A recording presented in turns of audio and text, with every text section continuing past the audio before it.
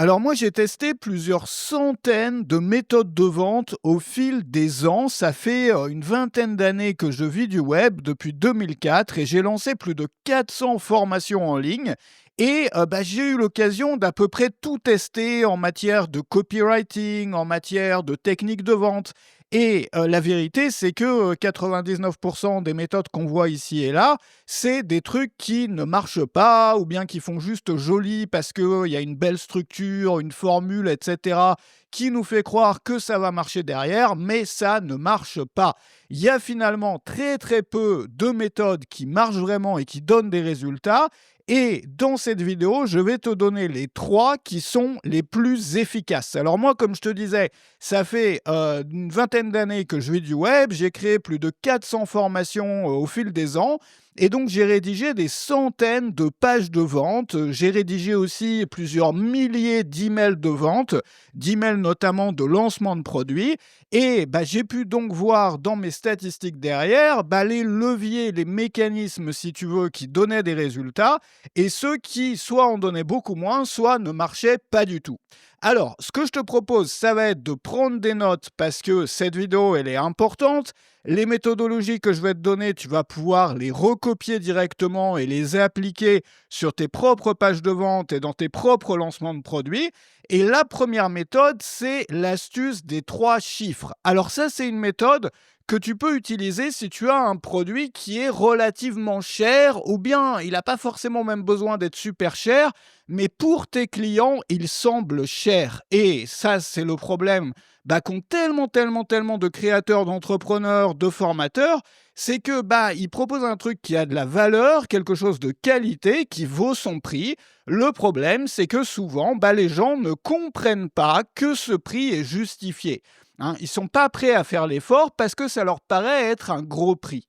Et ce qu'il faut comprendre, et cette méthode-là, elle repose là-dessus, c'est qu'on ne juge jamais d'un prix sans le mettre en relation avec quelque chose d'autre. Ça veut dire quoi? Quand on va dans un magasin et qu'on voit un objet et qu'on se demande, tiens, est-ce que je devrais acheter cet objet ou pas? La question qu'on se pose vraiment, c'est est-ce que cet objet est cher? Est-ce qu'il est trop cher? Ou bien est-ce qu'il vaut son prix?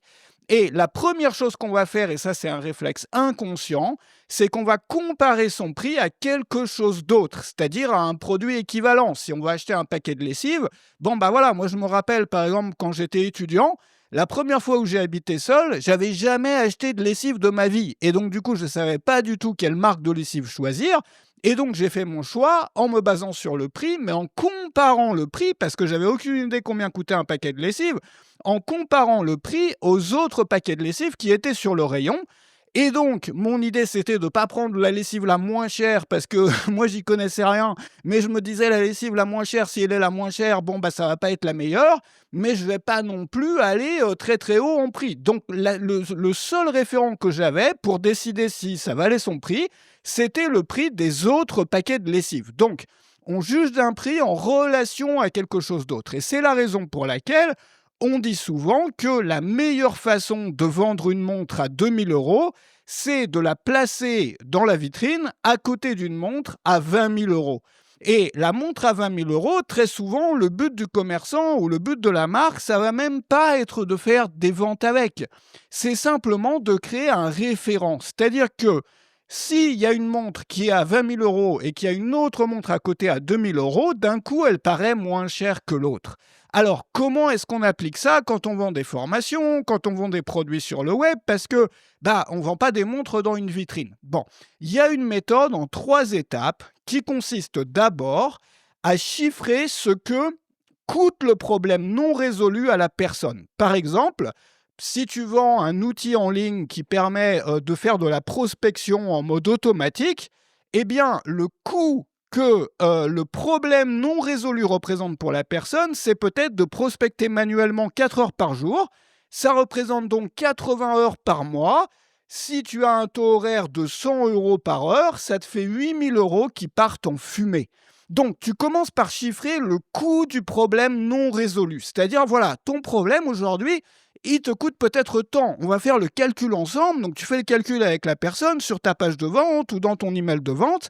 Et si les chiffres sont vraiment différents pour chaque personne, tu peux même ajouter un calculateur sur ta page de vente. C'est-à-dire que la personne entre ses données, par exemple le nombre d'heures qu'elle passe à faire X ou Y, son taux horaire, bon ça peut être autre chose que ça comme calcul, et elle va pouvoir calculer l'argent qu'elle perd. Donc ça, c'est le premier chiffre qu'on met avant d'annoncer son prix quand on veut proposer un produit que les gens vont avoir normalement un peu du mal à accepter du fait de son prix. La première chose, ce que leur coûte le problème non résolu. Étape 2, prix 2, le prix des alternatives. Donc, si tu veux arrêter de voir 8 000 € qui partent en fumée comme ça, peut-être que tu as pensé à embaucher un freelance pour faire la prospection à ta place. Mais c'est difficile de trouver un freelance qui travaille pour moins de 2 000 € par mois. Je veux dire, ça va être difficile, quoi. Donc, du coup, la première option, c'est tout cet argent qui part en fumée, 4 heures par jour à prospecter manuellement. Voilà, ça représente 80 heures par mois. Avec un taux horaire de 100 €, c'est 8 000 € qui partent en fumée tous les mois. La deuxième alternative, c'est d'embaucher un freelance. Ça va te coûter un grand minimum de 2 000 € par mois. Et l'étape 3, c'est ton offre. C'est l'outil que toi, tu proposes, peut-être à 297 € par mois. Alors, 297 € par mois, ça paraît énorme si on n'a pas de référentiel à côté. C'est-à-dire, si on dit, bonjour, je m'appelle Jean-Pierre, j'ai créé un outil de prospection. L'outil coûte 297 € par mois. Bah oui, c'est cher. Mais maintenant, si je te dis, voici le coût de ne pas agir, en fait, les coûts associés au fait de ne pas changer de pratique d'habitude, tout cet argent qui part en fumée. Deuxièmement, le coût des alternatives. Et troisièmement, le coût de mon produit qui, d'un coup, apparaît comme étant beaucoup, beaucoup, beaucoup moins cher. Et donc, du coup, quand tu fais ça, ton prix devient évident. Et ça fonctionne pour n'importe quel type d'offre. Et moi, ça, c'est une méthode que je ne recommande pas dans tous les cas, mais quand on a un produit, comme je le disais tout à l'heure, dont le prix, si on l'annonce de but en blanc, il paraît cher. Et donc, les gens sont bloqués par ça et n'achètent pas à cause de ça. Alors, ça, c'était la première astuce. La deuxième méthode de vente que je voudrais partager avec toi, elle concerne les objections et les frictions, les résistances à l'achat. Alors, tu le sais comme moi, quand tu as un client potentiel qui veut acheter ton produit, il se pose des questions. Il se demande, par exemple, effectivement, est-ce que c'est pas trop cher? Est-ce que ça va pas, est-ce que ça va pas être trop difficile pour moi? Est-ce qu'il n'y a pas tel problème? Est-ce qu'il n'y a pas tel défaut du produit? Bon.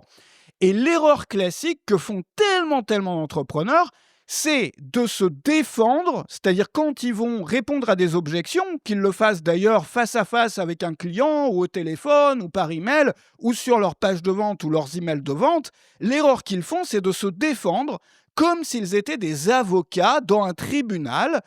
Par exemple, si la personne leur dit « Ouais, mais c'est un peu cher », ils vont lui dire « Non, mais attends, regarde tout ce que tu as, tu vas avoir ceci, tu vas avoir cela, c'est un truc énorme et tout ». Et donc, du coup, si tu te défends comme ça, si tu te justifies comme un avocat dans un tribunal, ça va faire l'effet inverse, c'est-à-dire que tu vas rentrer dans le champ du débat plutôt que dans le champ de la persuasion. Et si tu rentres dans le champ du débat, qu'est-ce qui va se passer? La personne, elle va se braquer. Et de la même façon, quand ton produit, il a un désavantage notoire, un désavantage évident. Par exemple, imagine quelqu'un qui vend un PDF qui fait une 30aine de pages. Imagine ta méthode, elle tient sur 30 pages. Et toi, tu vends un PDF, un produit d'information au format PDF de seulement 30 pages. Bon, comment tu fais? Tu peux le cacher, il y a des gens qui cachent ça sous le tapis, la personne se rend compte après l'achat que ça fait que 30 pages et elle va être extrêmement déçue, elle va jamais racheter après.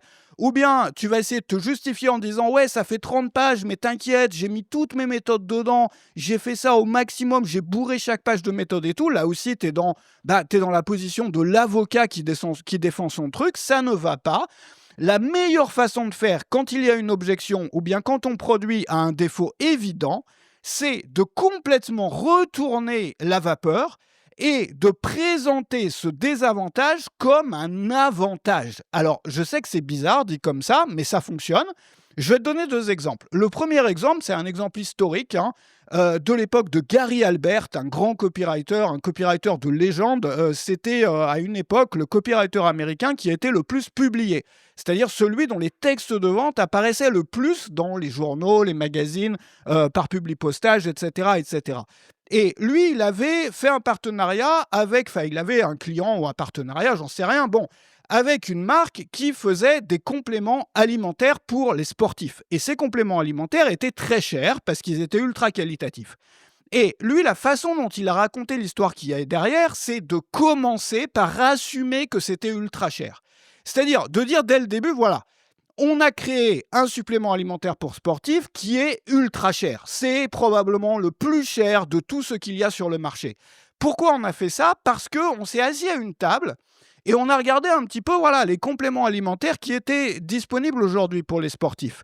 Et effectivement, c'est les compléments alimentaires du marché, c'est de la camelote. C'est des trucs voilà, qui vont pas rester dans l'organisme, tu sais, qui vont être évacués par la sueur, par ceci, par cela. Bref, c'est n'importe quoi, ça sert à rien en fait. Et on s'est assis à une table et on s'est dit si on devait tout reprendre de zéro, sans aucune limite de coût. C'est-à-dire, imagine que voilà, on décide de créer le supplément alimentaire le plus parfait possible, vraiment le truc idéal, sans avoir aucune limite de coût. C'est-à-dire si tout était permis en termes de prix. Voilà, s'il n'y avait pas de limite à ce niveau-là. Et avec tel spécialiste et tout machin, on a travaillé à ça, à créer la pilule idéale, si tu veux. Voilà. Alors évidemment, cette pilule, elle est chère. C'est même le but qu'elle soit chère, étant donné que voilà, nous, on a voulu créer la formule, si tu veux, qui n'est pas limitée par le prix. Et donc, du coup, voilà, on a la qualité maximale de tous les ingrédients. Et évidemment, quand tu fais ça, ça persuade derrière. C'est-à-dire, au lieu de dire, premièrement, voici mon super produit, et deuxièmement, ouais, c'est cher, mais c'est de la qualité, non. Tu prends l'inconvénient majeur, le défaut, le désavantage évident, le plus évident de ton produit, et tu en fais l'avantage numéro un. Par exemple, si ton PDF, il fait 30 pages. Je prends un autre exemple. Bon. Un PDF de 30 pages, voilà, c'est pas beaucoup. Donc si tu caches ça sous le tapis ou si tu te justifies, tu vas complètement ruiner ton argumentaire. Au contraire, tu dis, toutes les méthodes sur ce sujet, c'est des formations qui font 20 heures de long, des trucs, on se perd dans tous les sens, ou de 10 heures de long, des machins avec de la théorie, des trucs, du jargon, on n'y comprend rien. Moi, j'ai voulu créer une méthode, la méthode la plus courte possible, du problème au résultat. C'est-à-dire que tu as un PDF et tu vas le voir dès le début, ça fait que 30 pages, et c'est justement, on a voulu faire tenir tout ça en seulement 30 pages pour que tu n'aies que l'essentiel. C'est-à-dire le minimum qui te donne des résultats, et non pas n'importe quel genre de minimum, mais le minimum pratique. C'est-à-dire il n'y a pas de théorie, il n'y a pas de blabla, c'est uniquement les étapes pratiques sur seulement 30 pages, donc tu n'as pas besoin d'avoir beaucoup de temps, tu peux faire ça en une matinée, page 1, page 2, page 3, page 4, après 1h30, tu es déjà probablement en train d'implémenter tout ce qu'il y a sur la page 25, et la page 30, tu peux la terminer avant le déjeuner de ce midi ou avant le journal de 20h ce soir, tu as déjà le résultat. Donc c'est la méthode accélérée, le raccourci sur 30 pages seulement. Et donc quand tu présentes ça comme ça, d'un coup, le fait que ça fasse 30 pages n'est plus quelque chose qui va créer des frictions et des résistances, mais au contraire, ça va devenir l'avantage numéro 1. Il y a un autre exemple historique aussi, c'est l'exemple du savon. Alors ça, c'était un autre copywriter de légende qui s'appelait Eugène Schwartz, tu as peut-être déjà entendu parler, qui a écrit le fameux livre Breakthrough Advertising, qui est un peu la bible du marketing direct. Bon, de l'époque, il y en a eu d'autres après, des bouquins, mais c'est un bouquin qui a vraiment posé les fondamentaux, si tu veux, et qui est un bouquin que je te recommande vraiment, vraiment, si tu arrives à le trouver, parce qu'il est difficilement trouvable, mais d'étudier. Et il racontait, alors je me rappelle plus tous les détails dans l'ordre et tout, mais en gros, l'histoire, c'était quoi? C'était à une époque où les déodorants et tout, c'était pas super efficace, quoi. Bon.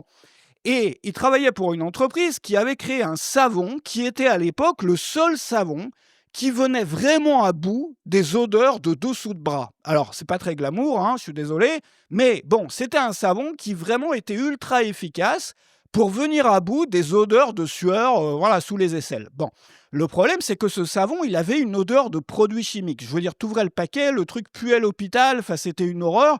Et donc, du coup, les gens n'achetaient pas ce savon. Ils préféraient acheter des trucs qui sentaient la lavande. Je veux dire, personne n'a envie d'utiliser un savon qui sent les produits chimiques. Bon.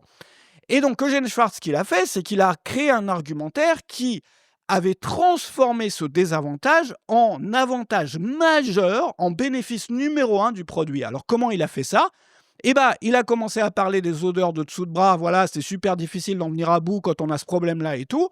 Et gros problème, et pour résoudre un gros problème, il nous faut donc une solution radicale.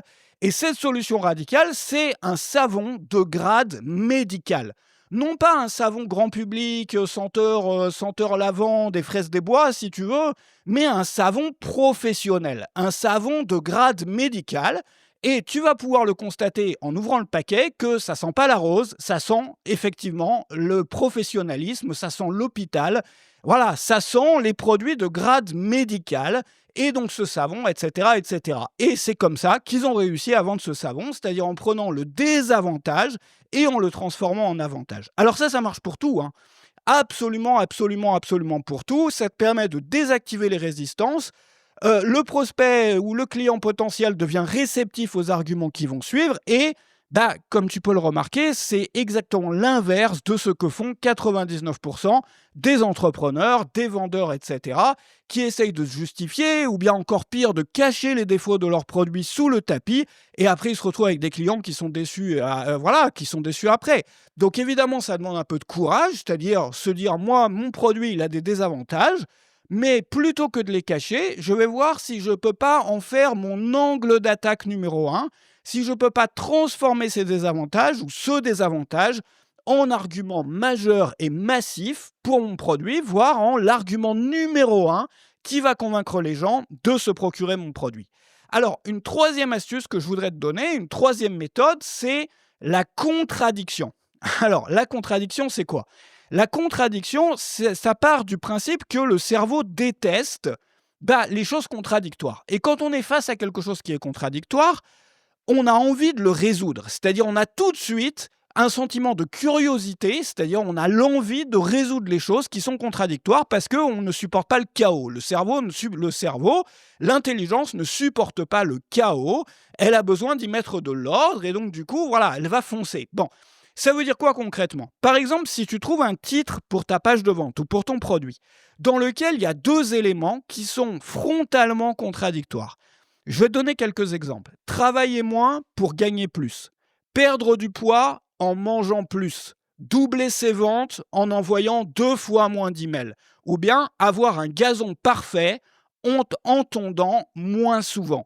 Quand tu fais ça, en fait, tu proposes deux éléments traditionnellement opposés et tu les fais coexister. Et quand tu dis aux gens, voilà, travaillez moins pour gagner plus, ou bien comment perdre du poids en mangeant 2 fois plus, les gens, qu'est-ce qu'ils vont faire ? Ils vont cliquer pour voir. C'est obligé. S'ils sont intéressés par le sujet, ils vont forcément cliquer. Et la magie de cette approche, c'est que tu n'as pas besoin de faire des promesses, de résultats énormes, de promettre la lune et tout. Et ça va avoir encore, la plupart du temps, encore beaucoup plus d'impact que des grosses promesses. Parce que la curiosité est telle, je veux dire, le matin, tu te réveilles, tu reçois un email qui te dit, voilà, j'ai trouvé une méthode qui permet de perdre du poids en mangeant plus. Bon, si toi, tu as un problème justement d'être en surpoids, il y a un moyen, à un moment, tu vas être tellement curieux que tu vas cliquer. Si toi, tu es entrepreneur, que tu envoies des emails quotidiens à ta mailing list pour faire des ventes, pour proposer tes produits, et qu'un matin, tu reçois un email qui te dit, voilà comment doubler tes ventes, en envoyant 2 fois moins d'emails. Forcément, tu es curieux, on t'a rien promis. On t'a juste présenté une contradiction. Ou bien si tu es jardinier ou tu as un jardin que tu essayes d'entretenir et on te dit, toi tu t'épuises à tondre la pelouse tout le temps, on te dit comment avoir un gazon parfait en tondant moins souvent. Ça marche. Et l'idée, c'est donc de prendre des éléments qui sont opposés, traditionnellement opposés, et de les faire coexister. Et donc le cerveau veut comprendre comment c'est possible, et résultat, les gens cliquent, ils lisent, ils regardent, etc. Donc moi, ce que je te propose de faire si tu veux appliquer ça, c'est tu commences par le résultat désiré, c'est-à-dire ce que veulent avoir les gens, faire plus de ventes, travailler moins, avoir un beau gazon, perdre du poids, etc. Et tu l'associes à l'inverse de ce que l'on croit nécessaire pour l'obtenir. C'est-à-dire l'inverse exact. Voilà. C'est-à-dire, je sais pas, comment vendre un produit sans avoir d'audience. Bon, ça c'est un peu light comme truc. Tu peux trouver plus fort que ça. Mais voilà, tu associes le résultat que veulent déjà avoir les gens, c'est-à-dire tu n'inventes pas un résultat possible. Non, c'est la chose à laquelle les gens rêvent déjà. Et tu vas l'associer à l'inverse de ce que l'on croit nécessaire pour l'obtenir. Et donc ça fonctionne pour tout. Ça fonctionne d'ailleurs pas que pour les argumentaires de vente. Ça fonctionne pour les emails, ça fonctionne pour les posts sur les réseaux sociaux, ça fonctionne pour les vidéos YouTube, pour les titres de vidéos. Ça fonctionne, tu peux utiliser ça partout. Ça ne veut pas dire qu'il faut l'utiliser à chaque fois. évidemment, c'est comme toutes ces méthodes-là, tu n'as pas besoin de les utiliser dans absolument tous tes contenus.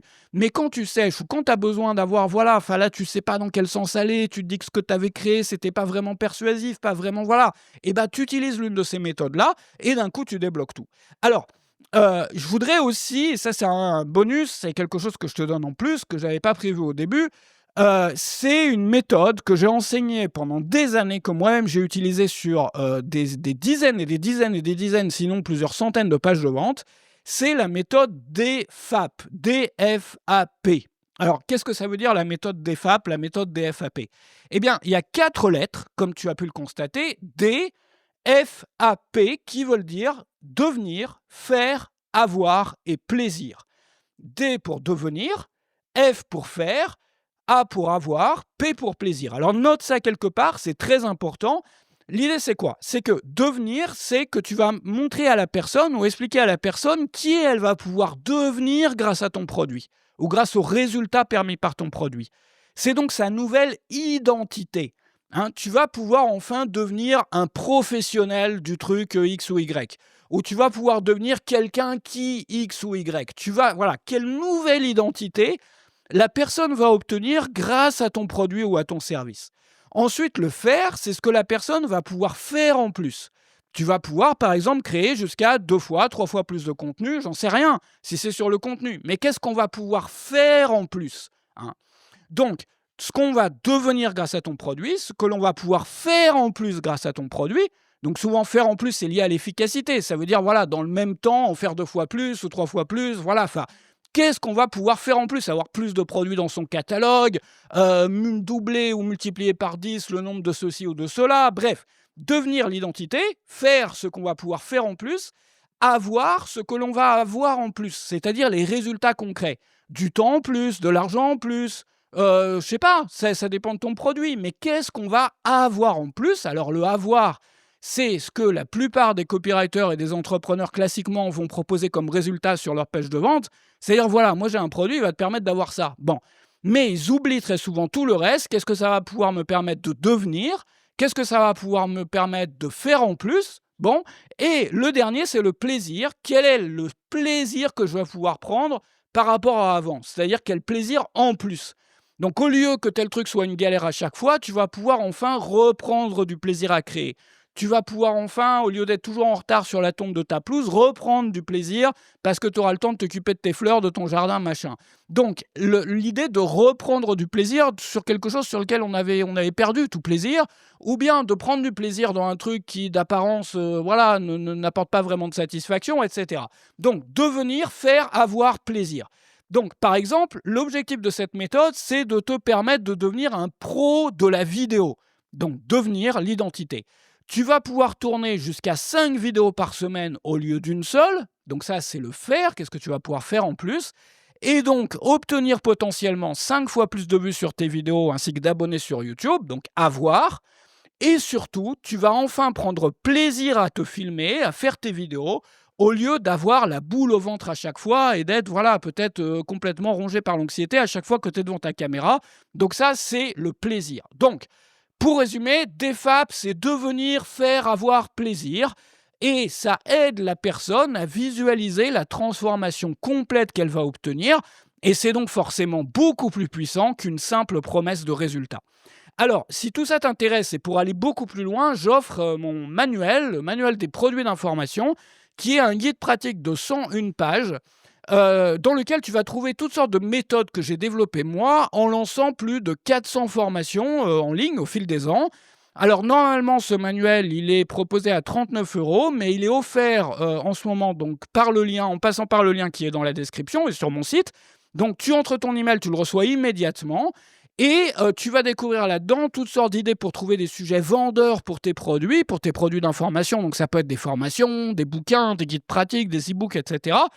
Tout ce que tu veux. Donc, trouver des sujets qui vendent, faire en sorte de vraiment convaincre les gens d'acheter notre produit, comment créer des produits très facilement, donc créer des produits un peu à la chaîne, comme ça, moi c'est les méthodes d'efficacité que j'ai mis au point pour en créer plus de 400 au fil des ans. J'ai créé et lancé une formation par semaine pendant des années, et donc j'ai mis le meilleur des techniques que j'ai développées pour moi en fait à la base, mais voilà, aujourd'hui que je partage.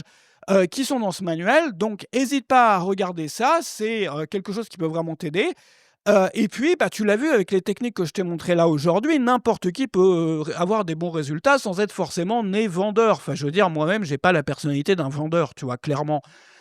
C'est simplement qu'il y a beaucoup de choses qui sont mécaniques, tu vois? C'est-à-dire, il y a des voilà, il y a des mécanismes qui convainquent les gens.